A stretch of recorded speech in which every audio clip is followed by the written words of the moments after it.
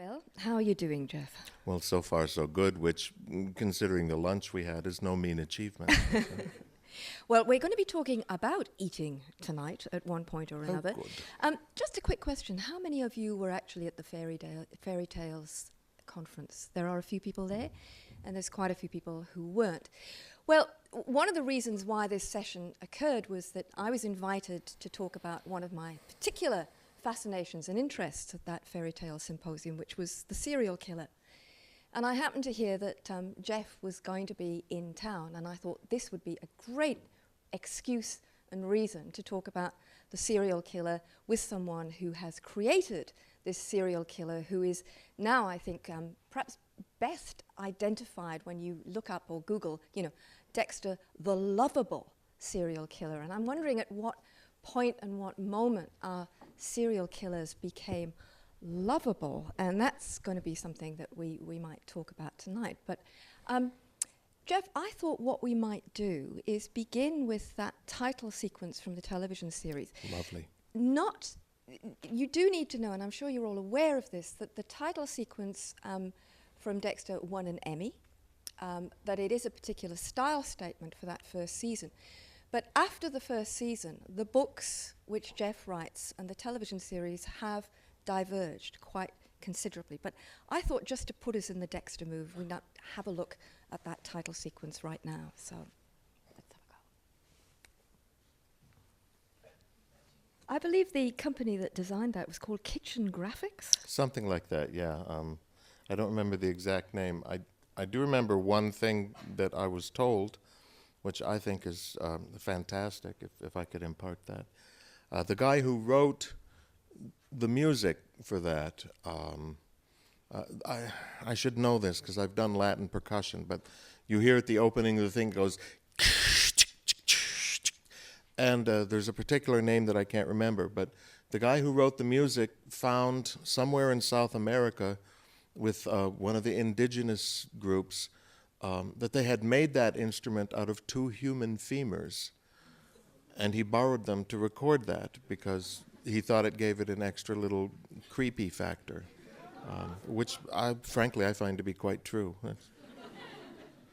It's a glorious opening sequence, Yes. and you've said elsewhere that once you watch that, you've got it. I think so. Obviously, I may like it more than other people, but I think it's one of the greatest opening sequences of all time. All right.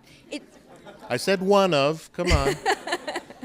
Well, they also did the opening sequence for 6 Feet Under. Right. That was theirs as well. Yes. And I think the Michael C. Hall connection is just incidental in the sense that, he's not responsible for making that connection between the two. No, I don't think so. Okay. Well, tell us what happened when you saw that title sequence and why you thought that they'd got it so well. How did that speak to your vision of Dexter? It was a little bit like when I saw the cover for the first book, Darkly Dreaming Dexter, which features a splat of blood in the shape of a happy face, like that. And to me that meant the artist not only read it, but got it, because that's the spirit of the whole thing. There is a really dark sense of humor that is key to putting the whole thing across. And when I saw that opening title sequence, it seems to me that it captures that spirit, that it is, it's a little bit creepy. Okay, maybe more than a little. But at the same time, it's kind of mocking that creepiness and, going for a little bit of a ooga booga smile, if you know what I mean. Mm. And when I saw that, I thought, maybe they've got it. Yeah. What I love about it in thinking about the most recent book, which is Dexter is Delicious, is that it has that focus on sex and food and death. There's a sensuousness about those images, the slicing into things, the skin. You're right in there, and I think that's one of the key things that the books do as well. Right. But with that playfulness at the same time, which allows you just a little bit of distance between you and whatever it is that Dexter is. Yeah, that's the whole idea, not just for the sake of the audience, but for my sake too. This is a world I have to live in. And occasionally I do need a little bit of distance from it. But beyond that, something that wasn't on my resume at the beginning. I worked for 4 years for a guy named Steve Allen, who is an American comedian. And he used to say that if you have the comic thing at all, you can't really control it or turn it off. And I think that that's true of me. And when I write these books, it comes out, and I can't really help it, which I think is a good thing, because I think it's one of the things that sets them apart. But when Dexter first appeared, when Dexter first happened, and you've told the story, many times. Have you all heard the story about how Dexter came into being? No. All right. Well, there are some people who need to hear that story about that luncheon. All right. Well, I saw some people going, yes, we've heard it. So, for those of you, just put your iPods in for a minute, and I'll go like this when I'm done. I was asked by a civic group, kind of like the Rotary that you have here, called the Kiwanis, if I would come in and give a speech to their weekly business luncheon about why you need, you should read at least half a book in your life, or your head will turn into a pumpkin or something. And I'm sitting at the head table before that, feeling very antsy, because this room is filled with realtors and insurance salesmen, and because it's Florida, bail bondsmen. And they're giving each other all these horribly phony smiles and passing out business cards and talking with food in their mouth, which I was raised to believe is very wrong. And I'm watching this appalling display, and the idea just popped into my head that serial murder, it's not always a bad thing. So I started writing notes on these little napkins, thinking if I could make this killer sympathetic, how would I do that? And I went home with a stack of napkins that pretty much had the outline for the first book, Darkly Dreaming Dexter. So did you imagine yourself as a possible serial killer, or the people in the audience as the possible serial killers? None of the above. I pretty much thought it had to be someone else. I know very well that I live in Florida. We have lots of insects. But when I kill a cockroach, I take a moment to go, oh, God, I'm so sorry. I'm a total wuss. So I knew it had to be someone else, and I knew that they had to have some good reasons for doing it. But, and I'm not doing Jeff Lindsay on the couch, though maybe I am. I'm just wondering that recognition of serial killing might not be a bad thing. It comes from a recognition that maybe you have violent thoughts, and maybe sometimes you just want them to go away. Yeah, well, everybody has violent thoughts. And I've run into people who, once or twice, who deny it. And I found that if I just sort of fix them with a steely eye and say, really, how do you go to work in the morning? Bus, drive, train? Tell me, has it ever occurred even once that someone jumps in the queue in front of you, or if you're driving, they cut you off? And when that happens, do you say, gosh, I hope they're okay? And no, for all of us, every day there are these moments where we go, that son of a bitch, I'll kill him. And then, for the most part, we go, okay, never mind, and you get on with your day. So, but we all have the thoughts, and I believe in my heart of hearts that we all have a relatively long list, too. Most of us don't act on it, and which I think is a very good thing. And not just because I'm not a fan of wholesale slaughter, but also because I've come to understand that if you're not actually a sociopath/psychopath, that it marks you, almost as if the person you kill has put a curse on you, that it stays with you. It's not something you overcome unless you're already, living in the dark park.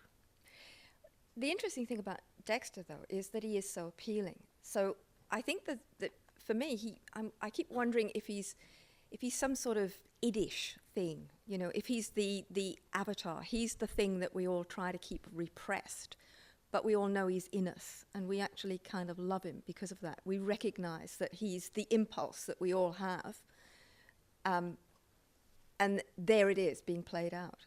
Yeah, I think this is fairly early to get off on Freud, but there's a lot to that. He is the thing, possibly represents the thing, not that we necessarily want to repress, but that we feel we must repress, and the thing that expresses our desire that all of these horrible people who break the rules that we work so hard to follow, they should come to justice. You know, Mom always said, "Oh well, he took an extra cookie, but someday he'll pay for that." And Dexter makes sure that he does. Yeah, because he's two things too, isn't he? He's that agent of a ferocious justice. I mean, he's kind of an Old Testament figure in that sense, that he's retributive justice and he's arbitrary, and in that way, he's kind of scary to the social. And there's been quite a few people who've criticized him, that he shouldn't do that in any case. And there are others who love him because he speaks to that kind of death wish fantasy that, there is somebody who will just go out there vigilante style and put it all right. Yeah, is this an audience who's comfortable with the idea of someone like me being pedantic? Is that okay? I would. Okay. Technically, vigilante is the wrong word. Vigilante killers, or vigilante whatever, they do these things out of a sense of outraged justice. You son of a bitch, you may have escaped the law, but you won't escape me. Dexter does not actually have a sense of justice. He's not a vigilante, he just likes to kill people. And he follows Harry's code, which is you only kill people who deserve it, because it works, and also because he reveres Harry as someone who showed him the way, in capital letters. So to think of him as someone who's working, in a way, yes, he does work out justice, but that's not his idea. If it were not for Harry, Dexter would be happy killing you and me, but there's no justice involved. He just likes to kill people. Yeah, but this might be a matter of interpretation, but I read Dexter as being motivated by a sense of outrage in terms of the people that he chooses to kill. And he doesn't like people doing things to children, which interestingly is the opposite of the fairy tale kind of scenario, because in fairy tales so often it always happens to the children, and in real life so often it happens to the children. But for Dexter, it's the sense of outrage. He's a child protector, if anything. Yeah, it's according to the research I've done, that's not really accurate for psychopathic killers. They don't really care. It's something that may be bleeding through from me, because I feel very protective of children, and perhaps it's an inaccurate point. But yeah, he does. I've tried to make it about what happened to him, because it happened to him when he was a child. And I've tried to tie it in with what I know to be true about psychopathic killers. But by and large, it's certainly not true of that type of person. Yeah, because as we read the books, we do begin to psychoanalyze Dexter, and I think one of his most appealing traits, both in the television series and in the books, is that we watch him struggling to understand what it is to be human, how to perform the human. He is so often standing outside of himself, watching himself and trying desperately to understand what's going on. And I think that may be something that we perhaps identify with. It's something that, again, from my research, psychopaths are a little bit better at being normal humans than you and I are. And I'm speaking only to the people in the audience who are not psychopaths. Because for most of us, we act on intuition and however we were raised, and we know how to react in most human situations. Occasionally, we make faux pas. Someone like Dexter doesn't have the intuition, no empathy whatsoever, and so they study and they watch. And because of that, because they're going by rote, by learned routine, they don't make as many mistakes in imitating human behavior. And this is why you always hear, when a serial killer is caught, I can't believe it. He was so nice. He always helped me carry in the groceries. He fed the cat when I was away. He was such a nice person. Yeah, he's a nice person because he's learned how to imitate nice. You and I need to feel it in order to do it. When Dexter kind of emerged, were you aware of and had you linked into what had become kind of a whole trope, a whole theme through American popular culture, and I suppose I start with Thomas Harris's Red Dragon as being the first serial killer popular fiction novel that I read in the more recent times, which spoke to me about the serial killer as a character, and of course that subsequently led to Hannibal Lecter, and and then we had wave after wave of the serial killer became this kind of a thing. Were you aware of that tradition when Dexter popped into your head? Were you reading? Were you watching? No, I had absolutely no idea. I'd seen the movie Silence of the Lambs, but one of the early reviews of the first book, Darkly Dreaming Dexter, said, revitalizes the genre. And I thought, holy Christ, it's a genre? I had no idea. I've said this before, but it's true anyway. If I wasn't writing the Dexter books, I doubt I'd read them. I don't read any other serial killer books. I never have. I'm not really aware of what they might be. Mm. Mm. Okay, well, because I think what people don't get if they don't read the books is the fact that they're funny, Right. that they are very funny, and they're as much about language and play with words as they are about the character and the events that unfold. I mean, you're a storyteller as well, and you're a comedian, and there is a sense in which that comes through very profoundly as well. When you were a comedian, did you have that dark side too? Comedy really should be known as one of the dark arts. I've known a lot of very famous big-time comedians, and as a group, they're among the most miserable bastards you'll ever meet. When comedians do well, they don't come off stage and go, wow, I made everyone laugh. Now I'm happy. They come off going, do you see that? I killed. That's the term they use. I killed. You see that? I killed the bastards. And it's a very aggressive thing. And when you see comedians getting together, even with each other, it's a bit of a pissing contest. It's not, I heard a great joke, want to hear it?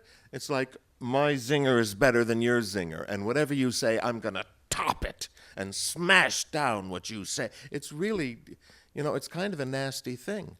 I don't know what that says about humor in general. I suspect that it's not a real pleasant thing. Well, laughing at something is one thing, but the people that make us laugh, it really is dark.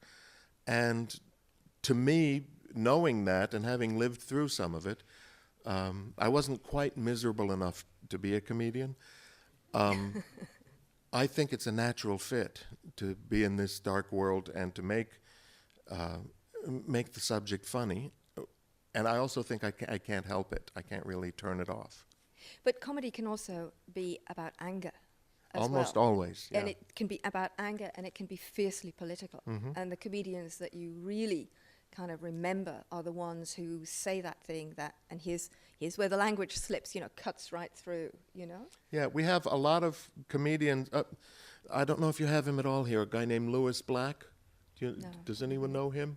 No. He's somewhat political, but he's prototypical in the sense that his whole thing is anger, What the hell is going on in Washington? And that's, you laugh when you see that, but it's genuine anger too. He expresses a sense of outrage for the rest of us, presumably. Mm. But it's all anger. And the other side of that is the way in which comedy diffuses horror, which is essentially, again, bringing us back to Dexter. There's the anger, there's Dexter's, you say he's not a vigilante, and I keep thinking, well, Dexter does get cross with people and wants to get rid of them. He is motivated. He gets cranky, but that's not out of the profile. No, but he has those moments as well. He is, to me, motivated by various wrongdoings or things that he sees, etc. As you say, he has the impulse to kill. But that impulse to kill and the way that dark desire, which I'm going to come back to the food and I'm going to come back to the sex in just a moment, those themes and the way that they play out around serial killers has a very long history. You know, and at this point, I was hoping we might actually have a look at a second clip, because one of the very earliest serial killers that I can recall encountering was, in fact, Grendel from the Anglo-Saxon saga Beowulf, and of course that's recently been remade. So I was hoping we might have a quick look at the trailer of Beowulf, and we'll have a little talk about that in a moment. Woohoo!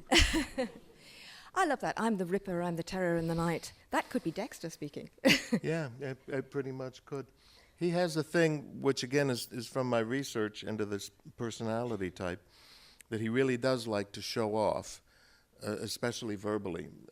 He's convinced he's far more clever than the rest of us. This is where the alliteration thing comes from. It's just one of the games he plays with language.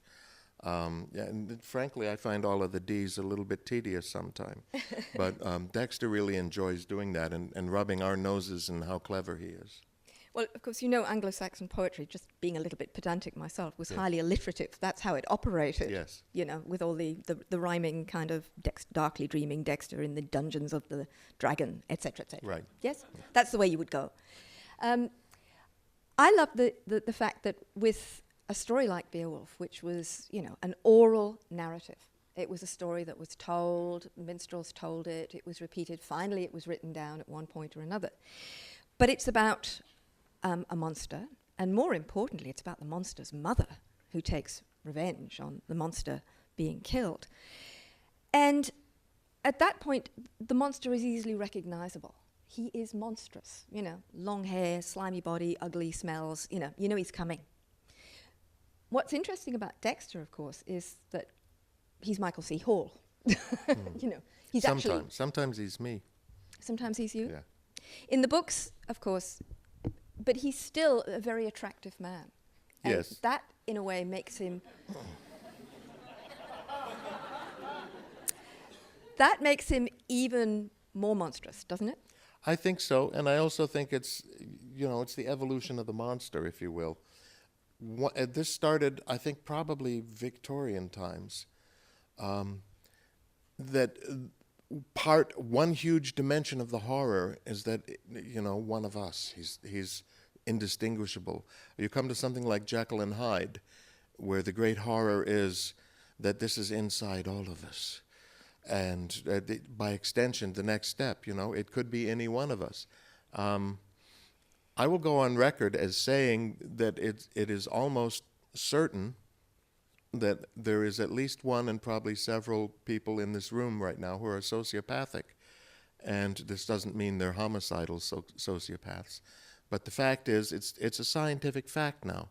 You can't look at someone and go, oh, wow, that's a monster. They don't have horns anymore. They're just like you and me.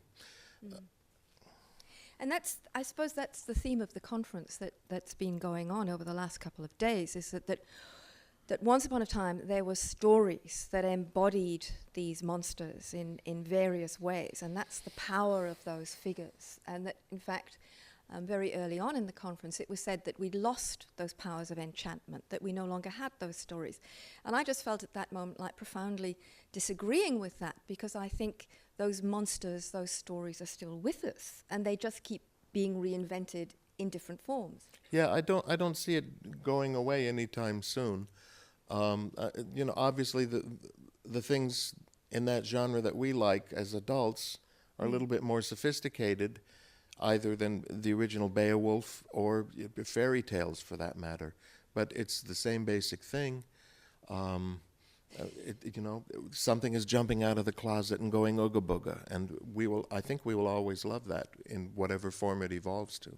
Yeah, you know, and you just said stories have become more sophisticated. I just want to do a little pull back from that comment, because I don't think we're more sophisticated. I think I'm very wary of that possibility of condescending towards the past, assuming that people were simpler then. No, I don't assume that at all. And it's just entirely a matter of the way 21st century medicine is more sophisticated. That's the word we've chosen than 17th century medicine. Not to say that it's that the 17th century version was primitive. It's just it evolves. Everything evolves. One of my areas of specialty in theater was the Jacobean period, and it came right out of the Elizabethan and Shakespeare. And I would not say that Cyril Turner was a better playwright than William Shakespeare, whoever he was. But it definitely is an evolution. It's not a value judgment. But if you take Shakespeare's plays, the revenge ones like Hamlet, it's a perfect example, and you compare it to Cyril Turner's play, The Revenger's Tragedy. In Hamlet, it's one of the great works of all time. Cyril Turner's play, The Revenger's Tragedy, is not as good, but the revenge devices are much more sophisticated. There's my favorite scene in the play. The Revenger, his sweetheart was killed by the Duke, so he has lured the Duke to the gardens at midnight to have sex with what he thinks is a beautiful woman. And this starts with, he tells the Duke, "Go ahead, pounce on her, she's yours." And he grabs this figure, turns around, kisses the lip, and it's a skull. Now it's the skull of the Revenger's beloved, and he has poisoned the face. So he says, "Okay, you're about to feel the poison hitting because you're dead now." The guy's going, no, this is terrible. What could be worse? Okay, I'm going to show you what's worse. And at this point, he takes the Duke and nails his tongue to the floor so that he cannot turn away and miss this part, which is his bastard son seducing his wife down below. That's more sophisticated in the revenge, but that's what I'm saying. Hamlet wouldn't have pulled that. And of course, it was all safely done within the boundary of a proscenium arch. Right.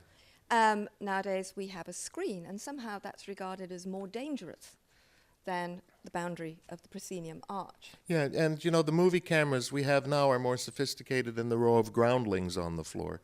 And again, the plot devices may be more sophisticated. I say maybe because I've seen a lot of movies from Hollywood. But I'm not trying to say that the drama itself is any better or more worthy. But I think the audience is also equally aware of the constructedness of, when you're watching that Beowulf thing, you're all thinking, yeah, look, it's animation, it's pretty cheesy, right. And when people are watching horror or when they're reading a novel, they're very well aware, I would say, of the constructedness of that. Absolutely, yeah. Though, there is that moment of affect, that moment when suddenly it all is too real, that moment when you get the shiver down your spine. And you want it, but you also fear it, right? Yes, and especially in my experience, everyone in the world is writing a screenplay right now. So we're all aware of those constructive elements. But the really good stuff always finds a way, as I said before, to jump out and yell boo and make you jump a little bit. And it goes back to what I was saying about the evolution. Things have to change. When I lived in Hollywood, there was a dollar theater nearby that had second run and old movies running, most of them horror films. And it was a largely African-American community there. And at least in this theater, the habit was to talk to the movie.